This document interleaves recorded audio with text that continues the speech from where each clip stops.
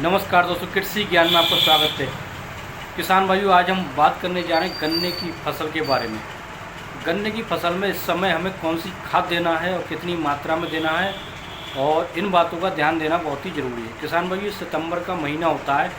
इस महीने में हमें जो खाद लगाते हैं वो खाद हमें बहुत हल्की मात्रा में लगाना है और सिंचाई समय पर करते रहना है। अगर हमारी गन्ने की फसल में नमी कम बनी रहेगी, अगर नमी कम बनी रहेगी तो चीनी की मात्रा कम बनी रहेगी, गन्ने की मोटाई और लंबाई में वृद्धि ज़्यादा नहीं हो पाएगी। सितंबर से अक्टूबर तक हमें कौन सी खाद का प्रयोग करना है?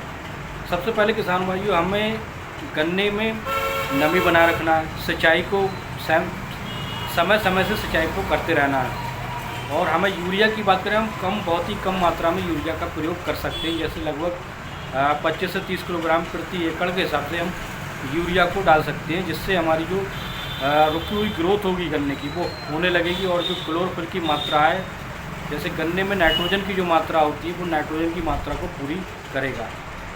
सितंबर का महीना जो आता है, सितंबर और अक्टूबर का महीना आता है, इसी समय में और जो पेड़ी गन्ना होता है, उस पेड़ी गन्ने का बहुत ध्यान देना ज़रूरी होता है, क्योंकि पेड़ी गन्ने में हमें ये यूरिया का इस्तेमाल करना है। हम जो पेड़ी गन्ना में हम इसलिए प्रयोग कर सकते हैं खाद का, क्योंकि इस समय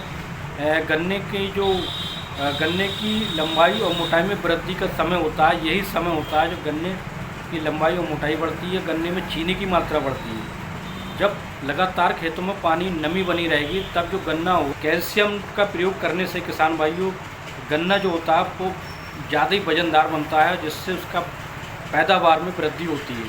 और इसके हम डोज की बात कर सकते हैं। कैल्शियम नाइट्रेट लगभग 30 किलोग्राम प्रति एकड़ के हिसाब से प्रयोग किया जाता है।